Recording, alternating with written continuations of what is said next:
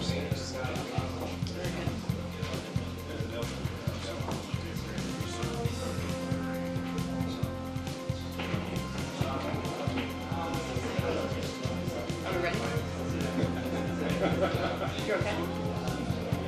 let's go ahead and get started. First item on the agenda this morning is we have Matt Anderson, Economic Development. Matt, you're up.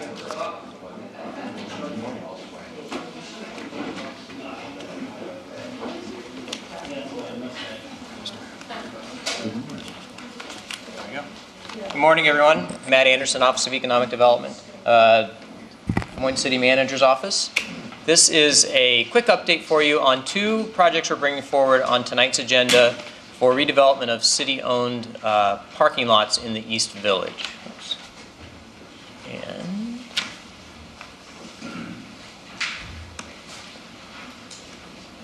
so we have two parking lots on East Grand in the East Village. First one is at the corner of southeast corner of East Grand and East 4th.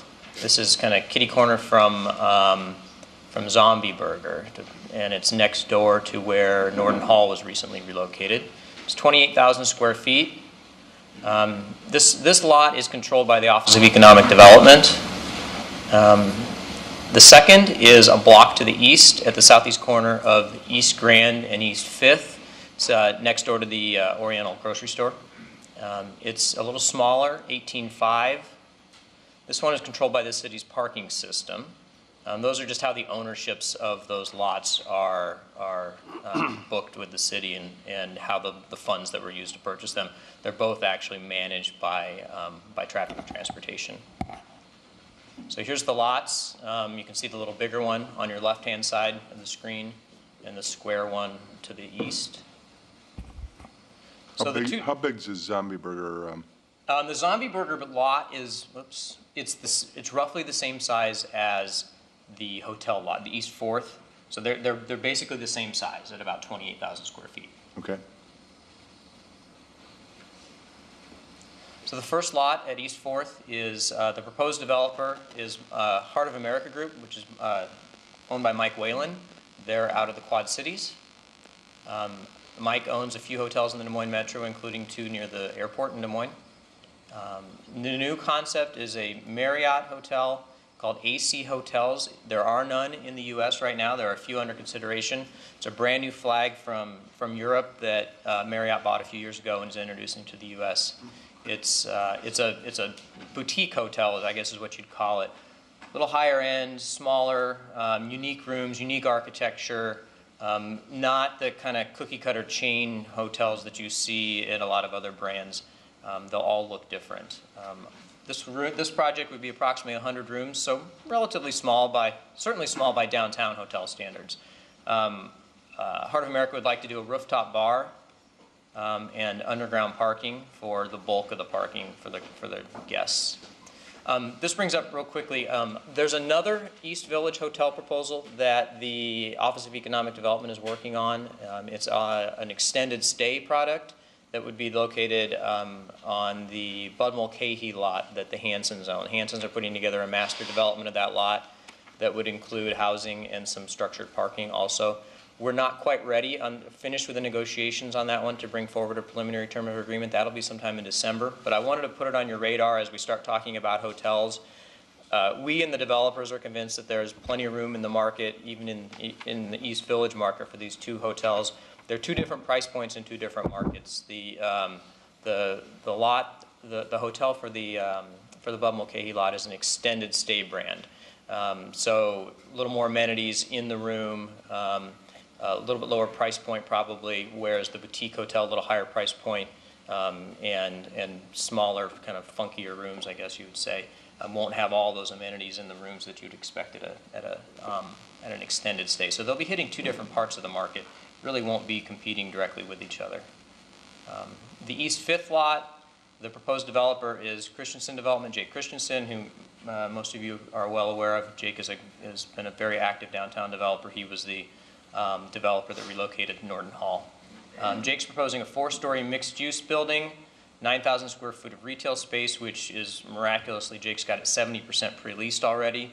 He's looking for really high 19, 20 foot first floor ceiling height so we can get a mezzanine level in there for one of the retailers, and then 36 market rate apartments above that. So the process that we're requesting tonight, one is to direct staff to work with these two developers on these lots to bring forward preliminary terms of a developer-initiated proposal. We could RFP these lots and seek proposals from multiple developers, but a lot of times what you're trying to do in an RFP process is go fishing for qualified developers and with good plans. We already have two qualified developers with really good plans in front of us. We'd like to take a couple months to go work through numbers and architecture and design and neighborhood processes and boards and commissions with these two and come up with a really good proposal to bring forward to you. And if we can't, if the numbers won't work or something isn't working on the site, then we'd probably recommend that we go back with an RFP. The second thing to do, one of our jobs in the Economic Development Office is to create a parking problem. We want activity, residents, businesses, downtown, and that creates some parking issues sometimes. We don't think that this is going to have a direct impact on parking in this little sub-area of the East Village because there is enough parking available in the area. But we want to do a quick study of what it's going to mean if we take these two surface parking lots out of commission so that we can work with the neighborhoods and the businesses to come up with a parking strategy for this area. Something as simple as having employees park a block or two away on Walnut or Court where there's ample parking rather than everybody focusing on East Grand and East Locust. So I think we can do it with signage. I think we can do it with just better outreach and communication and working with the employers and the employees down there so that really the key is so that when patrons of the retail establishments come down, they know where to find quick, easy parking that's convenient for them. So we think with a better strategy we can come up with something. This isn't going to be a recommendation where we build a big parking ramp in the middle of the East Village, but I think we can be smarter about the way we park in the East Village. So that's part of the roll call today is to direct staff to work on those parking issues. So that's all I have. Quick and easy. Mayor? Go ahead. Two great projects, two great developers, so I'm excited about that. Do we have any idea what the range is for the value? I know it's just very preliminary. I don't on the hotel, but I think you're probably in the. I don't. I'd be guessing, but that's one of the things that we're going to go sit down with and work with the developers. I mean, on a hotel, you're easily going to be over $100,000 a key, so times 100, so you're well north of 10 million, probably north of 15 million. Okay. You're probably about the same range on Jake's mixed use project too. Okay, perfect. Thank you. Anything down here? Matt, thank you. Thank you. Our next item on the agenda is a Walnut Street streetscape project update, review of the conceptual design and revitalization of Walnut Street. Good morning, Mayor, members of the council. Jason Van Essen with the city's planning staff. Tonight on your agenda, you have two items related to Walnut Streetscape or the Walnut Street. You have the approval of the concept plan and then also approval of a contract for construction services for phase one. So this morning what we wanted to do is just go give you a brief overview presentation of the plan and get you familiar with it. Our study area was 2nd to 10th Street. This coincides with the area that DART had the Walnut Street Transit Mall in. With that leaving, there was a need to revisit this area and see what we could do. Within the study, there was a lot of work that went into that, a lot of meetings, and I know quite a few of you attended those meetings, but really you could boil it down to kind of 4 components. First being the physical conditions. That's really kind of the traditional meat and potatoes of a streetscape design. But we wanted to take that a little step further, look at the retail market, what could be supported for the area. So we had a market analysis done. How do we program the street? How do we make it active? So we looked at street programming. How do you design to encourage those types of things, from sidewalk cafes to vendors on the street. And the other 4th component was light art. How could we possibly encourage the art community property owners to see Walnut Street as a potential canvas for doing something different in Des Moines with light art, other urban media aspects. So 2nd to 10th Street is a fairly large area. So we wanted, what makes sense for a phase 1. And with that, we really looked back at that retail market analysis. We looked at the building stock that we have and identified 5th through 8th as our core, our retail core, where we have the square footage to really spring the revitalization effort off from. So that led us to a phase 1 of 5th through 8th. And as you look at the building stock in this area, it makes sense. So you look at the positive information we had from the market analysis, the building stock. It's easy to look and see how retail could be fit back into these spaces that were designed for retail and still have some retail activity in them.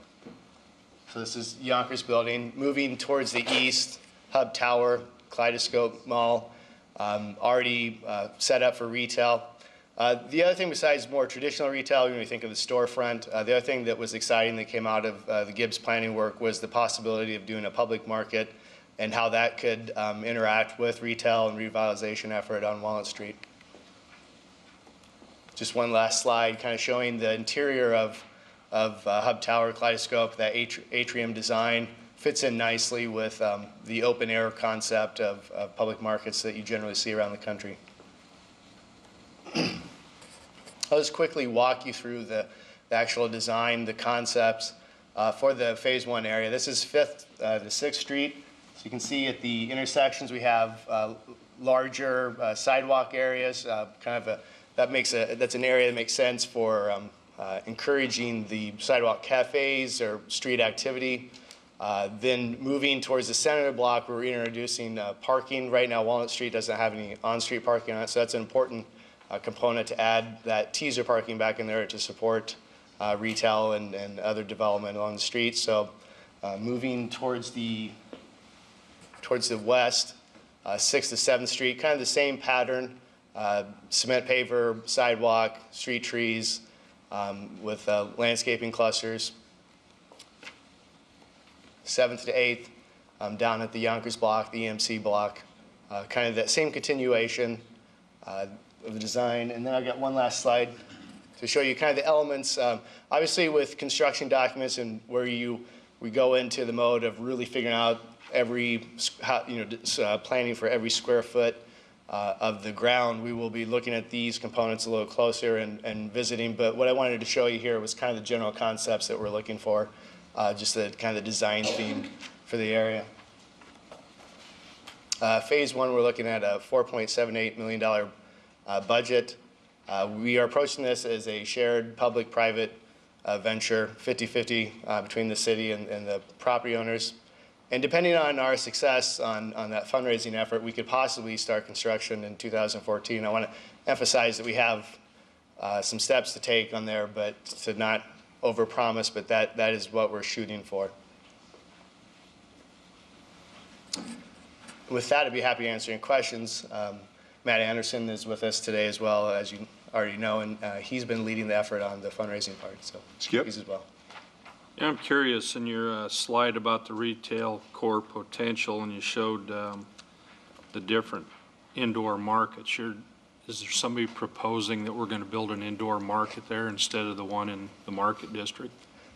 No. I want to emphasize that this is, we're at the conceptual level. What we're trying to do is identify uses or inspire the property owners to think about how they could do something different with their space, but there isn't a proposal currently.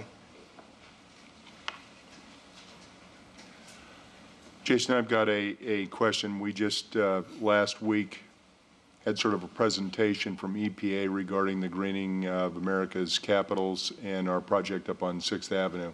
Have you taken some of those elements in the green infrastructure concept and put them into this Walnut Street idea?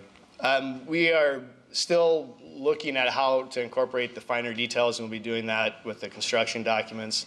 We don't have any specific things. I will say that a couple things that we're doing here that our value as far as reusing and not creating waste is that the Walnut Street base that's there today is very structurally sound, and it's allowing us to kind of build off the top of that and not tear everything out. So we are trying to work that in that way from both financial standpoint and also, how do you not create, how do we recycle what's there today? So, and basically, the answer is no, right? Specifically, yes. Okay. Anybody have any other questions? Thank you. I do have full set copies of the concept plan. I'll leave them here if you want them. You can have them. Otherwise, just leave them and we'll take care of them. Thank you. And we Thank pass you. them around. All right, let's keep moving. At our last council meeting, we directed the city manager and city attorney to look at our public process for the Ward 4 vacancy, and the manager suggested I direct this conversation to our city attorney. Ms. Lester, I'm going to turn it over to you. Thank you, Mr. Mayor. Good morning, Mayor and council members. As council is aware, when Council Member Meyer resigned his seat effective October 31st, that created a vacancy in the 4th Ward. Council now has two basic options to fill that vacancy as directed by statute. One is through an appointment, which would take place after notice of appointment has been published. The second process would be through calling a special election. Those are actually mutually exclusive. Council is not able to do both. However, it's my understanding that council is also considering submitting to the voters the question of a franchise fee referendum, whereby there would be a temporary increase in the franchise fee to pay the all or part of the Cragnos versus City of Des Moines judgment, and the voters would have an opportunity to decide whether to do that or do it through property tax increases or dramatic reductions to city services. Because of that intervening election, then council would be able to have a special election for the Ward 4 vacancy at the same time that the franchise fee referendum would be submitted to the voters. The other interesting thing to keep in mind here is that if council appoints, there is also a process or a mechanism by which the residents of the vacant ward can file a petition and call for a special election. It's our belief and understanding that the franchise fee referendum would be able to be held concurrently either way. With that, I've got a very brief handout for you. Council has to appoint within 40 days of the vacancy being declared. And so to do that, if you look at the brief handout, there's a number of items that need to happen in relatively short order. That 40 days expires on December 10th of this year, which means that things need to start rolling as soon as this evening for council to appoint a vacancy and then also call for the different elections. First, then, this evening, council would need to direct staff to publish the notice of its intent to appoint someone to fill this vacancy. That would need to take place this evening. Also, council needs to set the date of hearing for the ordinance that would increase the franchise fee and provide for the franchise fee referendum that's required by the statute. Both of those would need to be done this evening. On or about December 4th, the notice would be published in the paper for both of those processes. On the 9th, for example, at a special early meeting, council would be able to select someone to fill the Ward 4 position, and then on the 9th at the regular meeting, council could pass the franchise fee referendum ordinance. That would require a waiver of readings. Council would also direct that notice be given to the auditor the following day for both of the elections, the franchise fee referendum election and then the Ward 4 vacancy election that would fill for the balance of the term. Absent an intervening election, the person that would be appointed by council would sit until November of 2015. That's the next pending city election. On March 4th, then, that would be the date to have both the franchise fee referendum and the Ward 4 vacancy election considered by the voters. I know that I believe the city clerk is already receiving applications based on your conversations at the last council meeting. The at-large council persons and the mayor will pare those applications down to provide you all with a list of applicants to consider and potentially interview as you go forward, but that's really what you need to discuss this morning. This is just the statutory framework that you have to work within in deciding what you want to do. Jeff, this assumes that once we make the appointment, which would be voted on December 9th, it said in here early before the formal council meeting, if citizens went out, though, and had a petition to force the election before the referendum, can you walk through the timeline on that? Because that would be a possibility, correct? That's a very good question. Yes, it would be a possibility. It's our position, and after speaking with the county auditor and counsel for the county auditor, the statute requires that a petition called by the voters by filing a petition be held at the earliest practicable date, not the earliest possible date. Okay. And our take on that would be if there's already a referendum that's scheduled, it's very close to the 90 days. It's about a week difference. That would be a practicable date rather than having a brand new separate election a week earlier. And the auditor and council were in agreement with that. Okay, thank you. Any other questions? I appreciate the study. I think it makes sense. I think I've said this before, and I think everybody else has said it in one way or another. My intention tonight in moving to appoint somebody, to give notice that we're going to appoint, is not at all to take away the voice of the people in the Fourth Ward. I want to have an election out there. There's a couple years left in that term. And so, Jeff, I appreciate you laying out how the law essentially allows us to use the process to do both. So we can get an interim between now and March, and then. So if somehow there was a fluke where it didn't work out, I would be supporting a petition drive to call for an election another time. But at this time, I think it all works, and I'm confident we have the right process. So.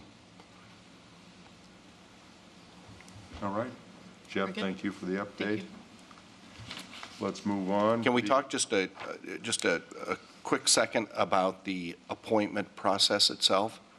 Yes, sir. We've had some applications, and I'm not quite sure if we ever forecasted a due date for that. Yeah, there is. Is there, and when is that? November 22nd, 5 o'clock. Which is Friday. Which is Friday. Okay. All right. You're not thinking about applying, are you? I like the Fourth Ward.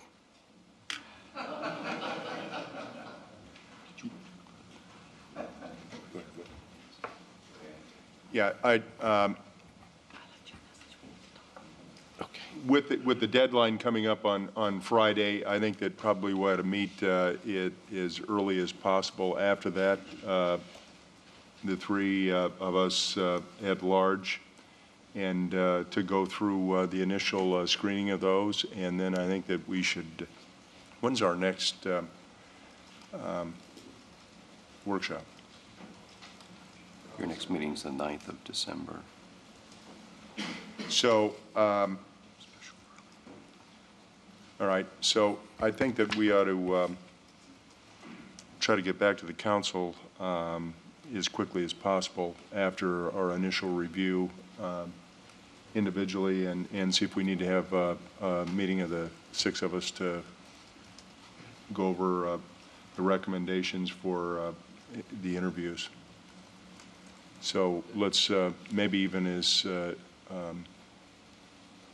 some moment, I'm going to be out of town, but I expect to be back Friday, so I'll try to take a look at what we have at that time,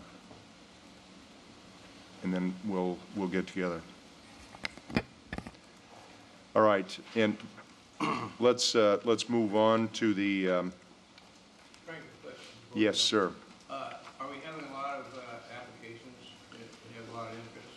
We've had 4 submitted, and I've had conversations with 3 other individuals who are interested.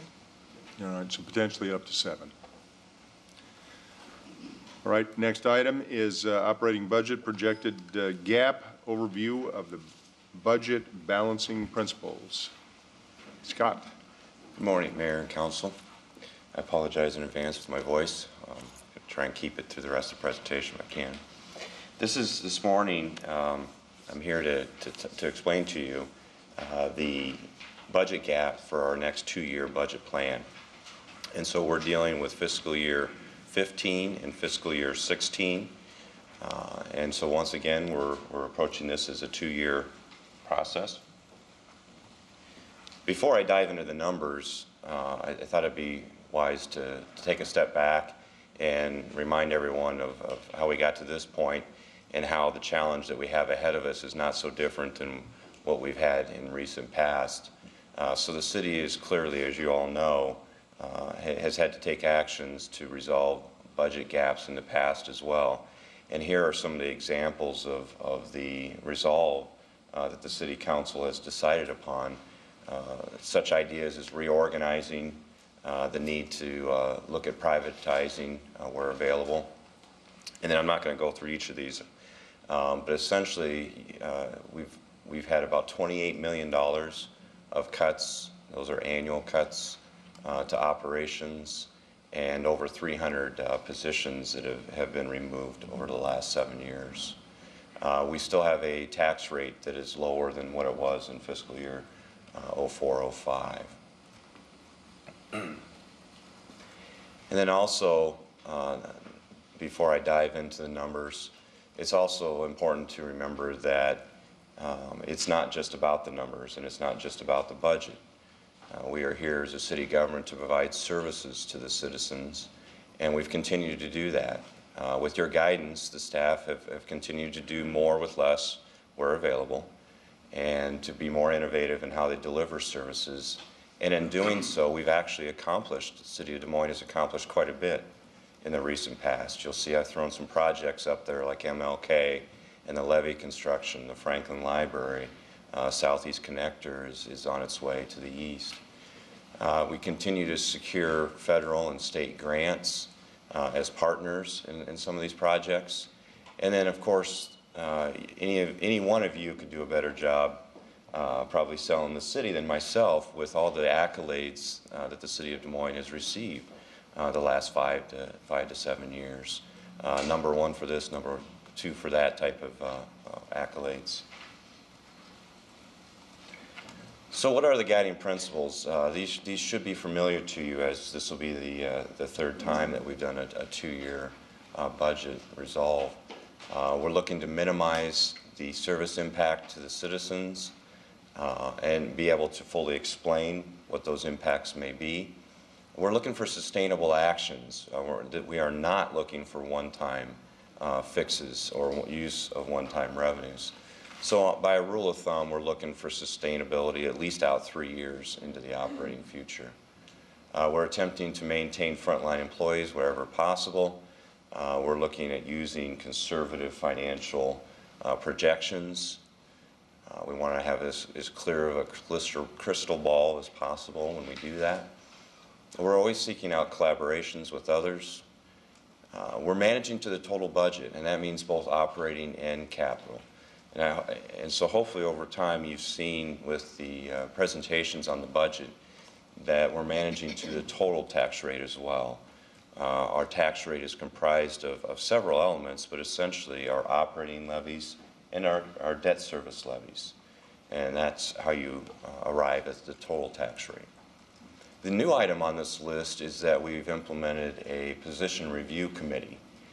This group that includes finance, HR, and city manager's office looks at every vacancy that comes up at the city and works with the department that has that vacancy to determine if there's a better way of providing the service that position was involved in without possibly having to fill that position. If there's ways of sharing duties or looking at maybe changing the position. Essentially, everything's on the table when a department comes to to the Position Review Committee, looking at the organization as well as the budget aspect of that position and vacancy. Again, I apologize. And so, taking another step back, this is our total budget displayed in types of funds. Today's discussion is on the general fund on the far left, so that encompasses things like public safety, the parks and library, and administration. So in future dates, we'll be able to cover the rest of these budgets, but essentially about a $540 million annual budget. It's also important to understand that when I talk about a budget gap, it is a projection for future fiscal years. I am not talking about the current year. We're doing fine in the current year's budget. And so when you look to the future, the analysis is that you start with the status quo assumption that what if we were to have the same revenue streams with the same tax rates and have the same expenses, if you will, in the sense of the people that are providing those services, and essentially have the same complement of staff, and then see how your revenues grow over time without making any changes, as well as the expenditures.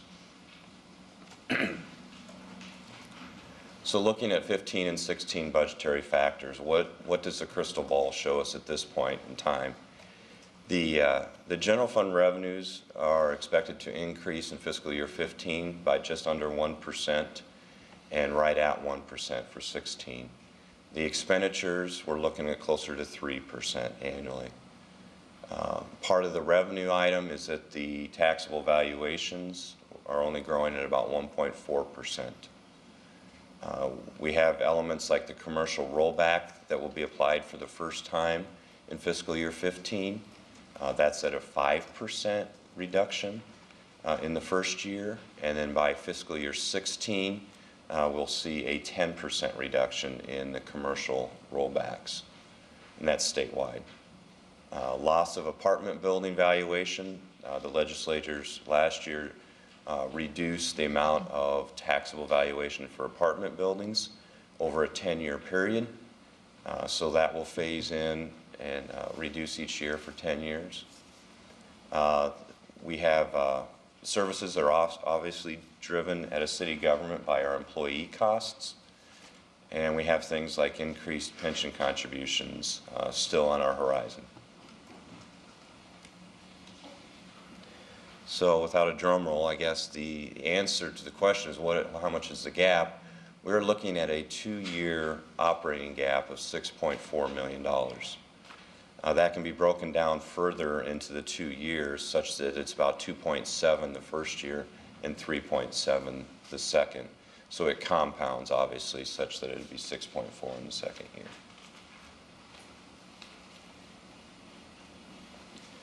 Recent changes that have occurred in the last 2 to 3 months. Obviously, I'm doing projections at all points in time. And so over the last few months, I've been actually happy to see that some of the factors have gone our way, so to speak, and have actually improved. On the revenue side, the property tax has actually improved from what I had anticipated due to the residential rollback going up slightly higher than I had anticipated. I knew it was going to go up. It went up 0.4% higher than I expected. In the scheme of things, it's a couple $100,000 to $300,000 towards our operating fund, but it's nonetheless is an improvement. The hotel motel taxes have also improved, which is a very good thing considering we also have some construction that's being completed. So hopefully that future continues to look bright for hotel motel revenue. On the expenditure side, our pension costs I had anticipated to go up, and fairly significantly with both the police and fire pension. There's 2 pension systems that our employees are enrolled in. The police and fire will go up, but not as high as I had anticipated. It's at 30.1 today. We anticipate that it'll go to 30.4 next year. So about 1% increase on the rate. 1% of the rate. Obviously, with wage increases, the total pension costs will go up for both those factors. On the IPER side, I was very surprised. One of the biggest surprises of my budget projection not being completely accurate, in that IPERS is still at that 80% funded level, and had some changes made legislatively such that they were told that they could change and should change their contribution rate based on what actuarially was necessary to become fully funded, not to exceed a 1% increase annually in total. So I had anticipated that that 1% would take place, and lo and behold, they made no change at all. And so there is less of an expense now in our budget than what I had expected back just 2 or 3 months ago. Another change of $60,000 to $70,000, not huge amounts by any manner, but nonetheless another improvement. Healthcare charges, I'm going to have another slide here that follows that I'm going to explain further on that. Another improvement that we've seen coming down the pipe for just a few months now. And then lastly, there is one expenditure we have on tonight's agenda, the acceptance of the COPS grant, which will allow the city to stay at the sworn officer level for police. But the officers in this COPS grant, it'll take more general fund match than what we've had to put in the past. And so there is an additional cost that you'll see in that action tonight as well. So a little more about the health insurance program. I want to remind you that when we do budgets, we're in November today, and we're doing a budget projection that will start in July of next year and not finish until June of the following year. And so we're more than a year and a half out in planning to understand healthcare costs, which, as everyone's well aware in the news, healthcare is a big question mark right now, especially the costs associated with that. But what we have is a situation where we have moved from self-funded, and we have been able to, in the first 2 years of that program, fiscal year 12 and 13, build up the necessary reserves to pay for any remaining claims that are in process, and statutory requirement for how much reserves we have to have, very minimal amount, have to have set aside. And we actually have this unreserved ending balance, you'll see in the third column there, of about $6 million that can only be spent on health care, because those funds were raised with the tax levy for health care and other similar benefits. And so it's a great news thing. Moving to self-funded has saved the city an incredible amount of money, and we can have additional presentations if needed on that topic. But the key here is that we would anticipate that balance will grow to about $7 million, and we have an opportunity to spend some of that down. You'll notice in that first column, we have not had increases to the health care charges to the employees and to the departments the last couple years. So the thought was, when we started the program as self-funded, that we would keep it at 0% change for as long as possible and build up the balances with a target of about 20 to 25% in the far right column, so that you have the flexibility to withstand a large increase in cost to health care, because the city's on the hook for any claims. And the last thing we want to do is have to dip into the general fund mid-year for health claims. So you want to keep a solid 20 to 25% balance of unreserved in your health account for those potential increases. The first 2 years, part of that good news, and really the reason why we've been able to outperform, is the claims have only gone up about 2% a year. 2% on the health care. So if you look historically, that is phenomenal experience. Would not have conservatively estimated that moving forward. So we have the opportunity here, as you see in fiscal year 15's budget, to reduce the health charges to the departments and the individuals by about 6%. and then leave it there at that same rate, that same reduced rate for fiscal year 16.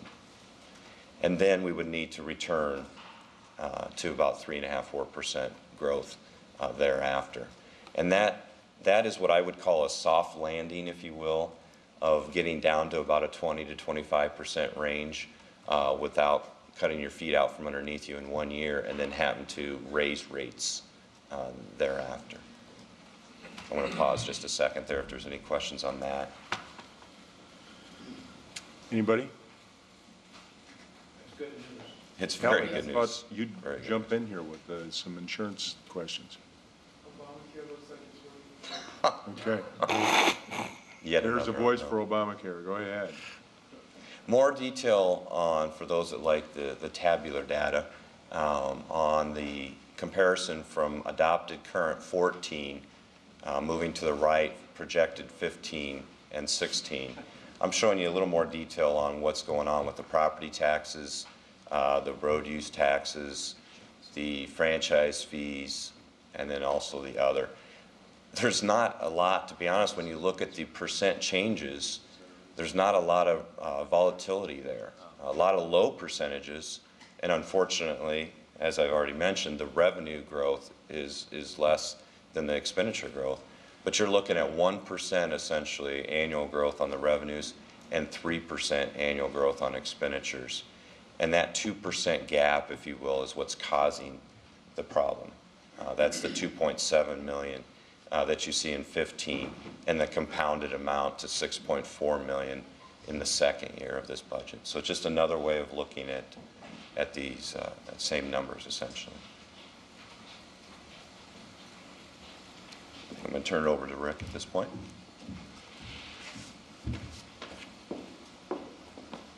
Thank you, Scott. As Scott went through the presentation, there were a number of very specific points that I'm going to capture here, but I wanted in just the last slide or two to summarize for you what some of the key budgetary objectives are as we start putting together the two-year budget plan. So the key things are, we're still working on a two-year budget plan. You're going to have implementing actions in both 15 and 16. We can't cram them all into the first year in this particular instance. In terms of FY15, there are several very specific budget goals that are going to frame how we put together the budget. They are listed here. The first is minimize service level impacts. We think we can put together a budget for 15 that doesn't adversely impact service levels in the organization. There might be some minor changes here and there, but we think generally speaking we won't have to make any major reductions in services. Second key point, no layoffs. We're going to try to maintain a no layoff policy for FY15. There may be some vacant positions that are eliminated, but generally speaking, no layoffs would occur.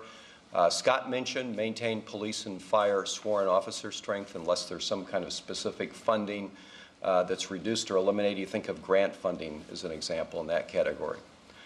Continue use of position review team to identify savings or efficiency. Scott mentioned this, but the position review team is a very effective tool not only to review specific vacancies that occur within the organization, but as part of that process of reviewing those positions, you are going back and looking at all the departmental operations and asking baseline questions about how that department operates and what kind of savings might be achieved as we go forward.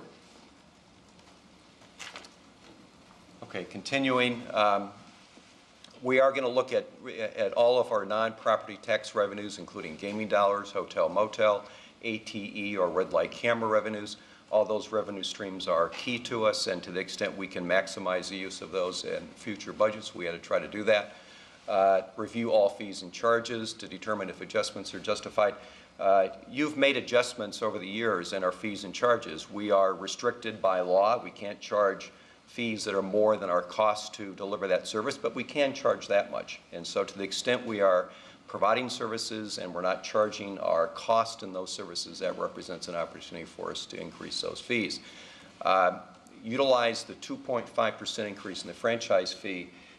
In the event the voters approve the franchise fee increase on March 4, you just talked about that a moment ago, the referendum would be on March 4. If that's approved by voters, then that avoids the need to actually increase the tax rate to pay off the franchise fee bond. If the voters don't approve the franchise fee increase, then there would be an increase in the property tax rate of 41 cents. Okay, so looking at FY16 for a second, essentially the same kind of goals would prevail here for 16 as we had in 15. But in addition to those, our plan would be to continue to look at reorganization opportunities within the city, ways to cut expenses going forward. And we would also be looking at not increasing revenues, generally speaking. A tax rate increase would be the last resort. But we'd have to continue to look at ways to reduce our costs to avoid that eventuality. And the last thing I would say about the FY16 goal that's particularly important is that we want to start looking more diligently at alternative revenue streams, possibly working with the legislature to identify different ways that we can raise revenues. As time goes on, as the effect of the law change that was passed last year begins to sink in and those reductions, those rollbacks and commercial valuations increase, our situation in terms of revenues is going to become more urgent. So we have a window of opportunity here, if you will, and we had to start working on that diligently. That would be certainly not something we can achieve for the FY15 budget, but for the FY16 budget and beyond, we had to look very hard at trying to find ways to diversify our revenues working with the legislature. Last point to make, town hall meeting for the FY15 budget would be in January of 14. So once we get through the initial analysis and we have something to talk about, we would be talking some sort of a town hall meeting process in January of 2014. Any questions about those sort of summary comments of budget? Christine? Rick, on the last comment on the alternative revenues, I think it's really, I agree completely with that, and I believe that we need to actually determine what are some of those alternative revenues and go making sure that we're up with the legislature this legislative session. I believe it'll probably be difficult to get some of those passed because it's an election year, but we've really got to set the stage so that when it comes in January of 2015, that hopefully we'll be successful in getting some done. I think that's a good point. It seems unlikely that you could get actual major change in the upcoming legislative session, but frankly, there's opportunity to plant some seeds, if you will, and start that discussion going. Just think of it this way. We've spent a lot of time trying to work on franchise fee increases, and that's really been the topic of much of our legislative work the last several years. But now that issue is more or less resolved one way or the other. It's in the hands of the voters in terms of what happens there. And it does give you this opportunity, this sort of clear shot at really working hard to get something through the legislature that is beneficial to us in a long term. And I think the timing right now is so critical for us on this issue. It's got to be addressed. It's got to be addressed effectively. You have done a good job of managing the revenues that you have, but frankly, you're kind of getting to the end of your rope in terms of things that you can do to continue the revenue stream and also provide basic services. Skip? Rick, on the town hall meeting process, could we use the neighborhood notification system almost immediately? We need to notify these neighborhoods this is coming up in January so they can start discussing it at their current meetings. Mr. Moore, we can sure do that. I would suggest that we can come back maybe at the next workshop on the budget and give you a specific date for that. Once we have the date and you're comfortable with that and the mechanism for it, we ought to go about a way to make sure that people are aware of what that meeting date is, and neighborhood notification, similar processes would be perfectly appropriate. When you're setting that date internally, make sure that you have the team that interacts with our neighborhood associations and those to make sure we're not putting it on a date where there's a lot of conflicts. We'll do our best. Unless we think that neighborhood associations would want to come together for I know out in my area, the big quarterly meetings tend to be the same day. Mm-hmm. Rick, one of the other things that, back to Skip's idea, obviously we need to let neighborhoods know. We need to give them some preliminary information so they've got something to work with, because without any information, their discussion might not be specific to the point of what we're talking about here. Mr. Mayor, I'm sure we can do that. As we have talked to a lot of the legislators and looking at even what the League of Cities is planning for their legislative priorities, they seem rather limited because this being an election year. I think that we have to not only work with our legislators, but I think that we have to work around the state because I know that there's a lot of other cities that are in similar circumstances, probably most of them. If they haven't realized it yet, they're going to see it. So I think that we have to be very focused on what those alternative revenue sources might be and how they might be presented in a way that lets the taxpayer know we're working in their best benefit. I think that all the efforts that we have through our legislative committee with this council and MACLAC and everything else that we have done, it just has, I hate to say fallen on deaf ears, but I'm not sure they see the problems the same as we do. And I think we have to work really hard to educate the legislators to understand the needs at the local level and help us to shape and form a revenue stream moving forward that sits well with property owners, business owners, residents, and local government. Mayor, your comments are right on, and I would suggest that the notion of coalition building is really critical to success here. So it's one thing if it's the city of Des Moines asking for something. It's another if you can put together a strong coalition of different cities or interest groups that say we need to do this. I mean, I look at our labor unions as an example. They stand to be impacted by these discussions around revenues as much as anybody does.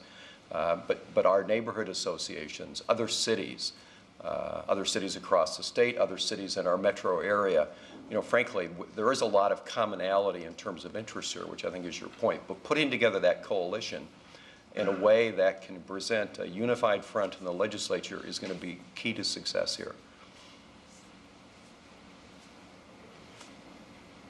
Any other questions? Anybody else? Thank you. Thank you. All right, let's move on to the 13-14 snow operations plan overview. The Public Works will highlight the improvements for the snow operation. Thank you. Hi, Mayor, members of the council. My name is Sarah Teese. I'm the Street Maintenance Administrator for the City of Des Moines Public Works Department, and I'm here to tell you a little bit about our 2013-2014 snow operation plan. As you know from the past, we begin, when snow begins accumulating on the streets, we go out and clear the arterial streets and keep them open throughout the storm. This is to assist the emergency vehicles to get to our residents and to promote commerce so people can continue to drive on the streets. When we complete our snow routes, we move into the residential districts and we clear those curb to curb. In the past, this has taken 30 to 36 hours after the time the snow stopped to get the final streets cleared. Every year, we try and improve our program a little bit. In the past, we developed the Unified Snow Control Plan that was initiated by the city manager.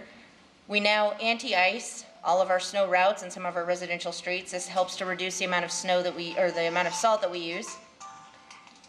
We begin using more wing plows.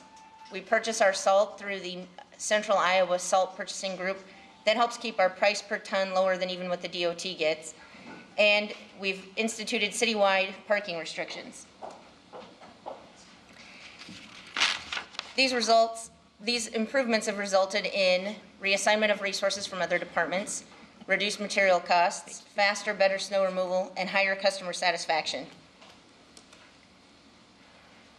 To bring the benefit of these improvements to more residents, we need to be on the residential streets sooner. Being on these streets sooner also has the added benefit of protecting our infrastructure. If we can get that snow buildup off the street surface sooner, we remove the water that is involved in the freeze-thaw cycle that helps to develop the potholes. In the past, what we did was as soon as the snow began accumulating on the streets, we had all of our equipment on the routes and we went over those continually to keep them open and reduce the snowpack on the routes. And once the snow ended, we made our final pass Then when we had the routes completely cleared, we redeployed all of our equipment onto the residential streets. And then when those were cleared, we moved onto the municipal lots and trails. Last year, we experimented with a new system where we redeployed some of our equipment onto the residential streets when the snow began falling, as opposed to when we were done with the routes. This resulted in, so in last year, we were able to get about 20 districts with a piece of equipment at the beginning of the snowfall. This resulted in some amazing results. We were able to make more efficient use of our smaller equipment. We kept the streets open during the storm. We reduced the bonded snow.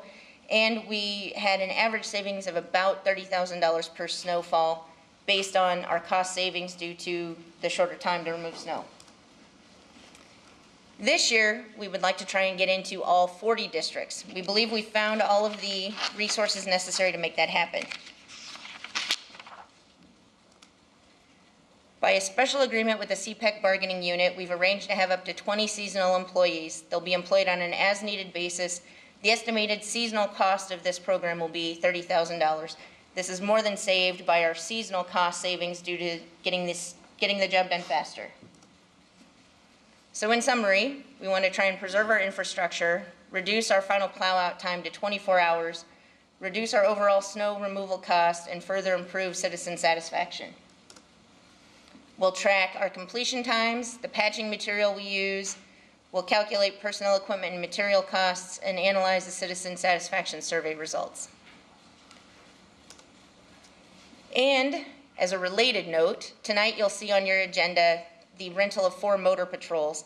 This is in lieu of buying additional ones. The fleet has told us we will get a cost savings by renting rather than buying these 4 pieces of equipment. Any questions? Anybody have any questions? Skip? Just to Chris? clarify, what is the term when we rent it? I mean, do we rent it for the season or? I mean, believe it's a 4-month rental. Okay.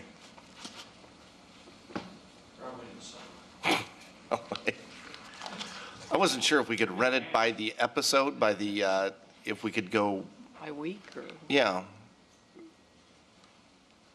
All right. Great, thank you. Sarah, thank you. All right, let's move now into the Human Rights Commission Strategic Planning Update. Resource Development will brief us at this time. Thank you. Good morning. I'm Jim Ferguson. I'm with Resource Development Consultants. My business partner, Matt McCoy, is here. We appreciate the opportunity to brief you, update you on our work with the Human Rights Commission. Our charge from the city has been to develop a 5-year comprehensive strategic plan with measurable outcomes. We have also been charged to look at the organizational structure of the Human Rights Committee and Department and to make recommendations to the Council. The Council is interested in knowing the functions of each of the staff members of the Human Rights Department. We have scheduled 6 meetings to work on the strategic plan. These are 2-hour meetings. The last one went almost 3 hours. In addition, we have meetings scheduled between these sessions. During the month of October, RDC was involved in 23 meetings pertaining to this project. We gave the commissioners a self-assessment survey. This is a recognized survey from the Waterman Center at the University of Iowa. We'll use this as baseline data. As part of the assessment process, we have interviewed all of the commissioners with the exception of the one that just came on board at the last meeting. We have also interviewed personnel connected with the city. We have an interview on Thursday with legal. We've interviewed all of the members of the commission staff.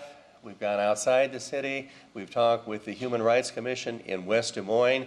As you know, if a city has a population of 29,000 or more, they have to establish a Human Rights Commission. Des Moines does not handle investigations. They concentrate on education and outreach. They have a very small budget. We also talked for some time with Beth Townsend, who is the director of the Iowa Civil Rights Commission. We will have another visit with her. We checked at other cities for best practices. We attended numerous conferences pertaining to this topic. In terms of what we learned from city officials, there's some very strong patterns that emerged. One is follow Code 62. As you know, Code 62 is the ordinance that provides for the establishment of the Human Rights Commission. It says what it's specifically supposed to do and what the director is supposed to do. Some people want to keep the investigative role in Des Moines.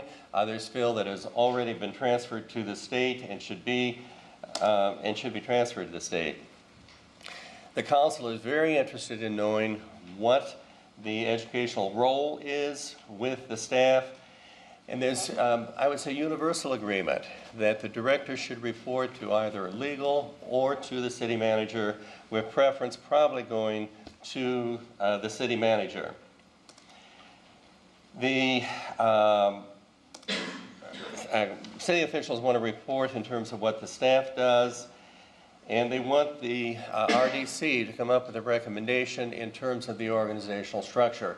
And the organizational structure is a basic review of how it operates, what it does, what each of the members does, and a recommendation for any changes that we may have.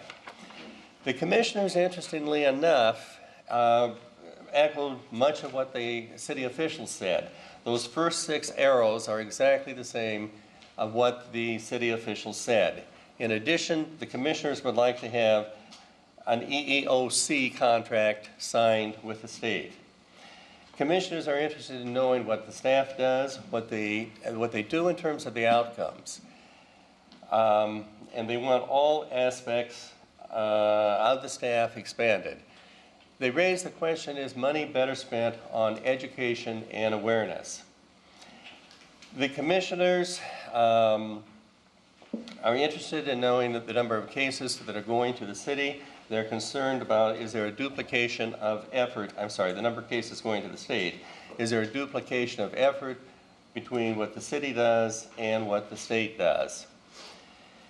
The staff also feels that the council needs to know what they do. They would like to have funding expanded for additional staff and secretarial support. The average time in 2012 to close a case, an investigation case, was a little over 9 months. That's about the same as what it takes for state investigators to do. In 2011, they investigated and closed 28 cases. The average now is 30. With staff interviews continued, the staff wrote a HUD grant for $136,000. This bought radio and TV time and print media time. It also provides for a 1-year temporary investigator. They got that money. The staff provides for a symposium and a human rights day. Jim, could you go back, excuse me, could you go back to that last? The temporary investigator, the grant that was received, did they actually, does it substantiate that numbers increased when we had the temporary investigator, or did they stay the same? I don't know what the application looked like. So I assume what they want to do is that they will increase the number, and I would assume it'll be 30. Okay. I'm sorry, yes. I guess I'd just like to have that information, if we could get that. Rick's telling me it should be a Rudy question. Okay. I agree, sorry.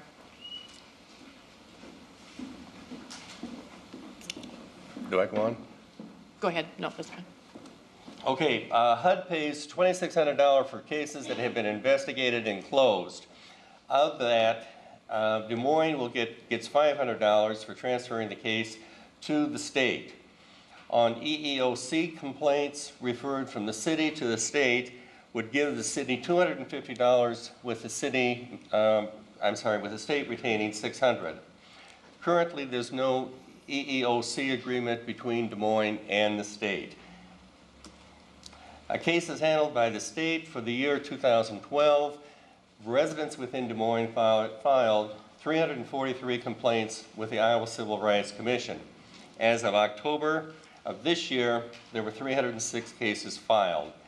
In 2012, there were 474 complaints filed from Polk County residents with the state. The state has 28 full-time employees, of which 21 are investigators, and of those investigators, 16 have law degrees. The Human Rights Commission adopted a belief statement, and this value statement is, goes to the core beliefs of the commission. It becomes the guideline in terms of how they make their decisions. If we believe this, then we need to be doing that. They also adopted a mission statement, and the mission statement, as you know, defines what the organization does. It's why they exist. It's their justification. The first part of this mission statement indicates what they do. Then they define who they do it for, and that's all the people. And where are those people? The people are in Des Moines, and how do they do it is the last part of that mission statement. It's an excellent mission statement of 27 words. The commission also adopted a vision statement, and the vision statement is where they are going to be 5 years from now. And it's like if you were in a time capsule 5 years from now, and somebody asked you to define what the Des Moines Human Rights Commission is like, this would be the definition. It provides guidelines for establishing goals. We updated the 3 job descriptions of staff members, spent a tremendous amount of time on that. The commissioners found it to be a very enlightening process. When that comes back to you, you'll see that they have been changed significantly. We are going to begin the process of reviewing Code 62 and the policies and practices. Are there any questions? On your presentation, you indicated that in 2012 there were, from the residents of Des Moines, 343 complaints filed with the state, and then you showed that there were 474 complaints filed from Polk County. Those ones filed from Polk County, did they include the 343 from Des Moines, or are they in addition to? They include. Include. Thank you. Jim, I've got lots of questions, but I'm going to have to go back and look through the presentation. I guess the comment that you made in there someplace about not having an EEOC agreement with the state, Yes. has that always been the case? Do we know why we haven't had an EEOC agreement with the state? My understanding Maybe is... you're not the right person again. Well, I may not be the right person to answer that. I can't answer the question if we've never had an EEOC contract. I think we have in the past. It's my understanding that there's a feeling that it's a very complicated process, and our other understanding is it's a 3-page document to be signed, but I'm probably not the person to answer that. So then, will you be coming back with very specific recommendations? We will. Okay. And the timeline on that again is? I think We hope to complete the process by mid-December. Mid-December. So first meeting in January, do you think? Whenever we can get it scheduled. Okay. Okay, thank you. Anything else? Anything else? Anybody? Yeah. When it comes back in January, will there be maybe this is a request, but are you going to be able to outline specific kind of first tasks that the commission might make, tasks that the staff might make, staff that the council might make? Your point earlier about maybe we have to think through about where we embed this work in the city.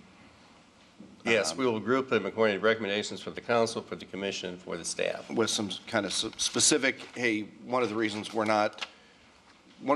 haven't reached our vision is there's not clarity about these questions. It's time to answer them. Right? We'll support our recommendations with data and with information. Okay, thank you. Rationale.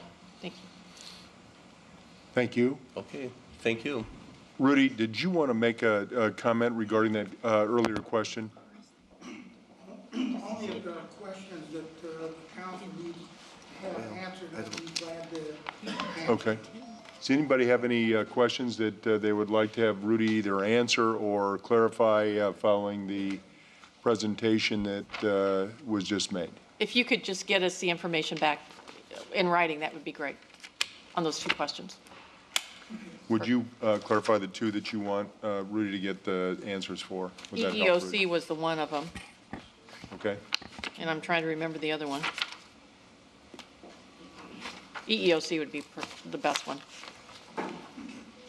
Okay. All right. That completes our agenda. We'll open up now for public comment. Is there anybody in the audience that would like to have something clarified or has some additional comments, questions, anything?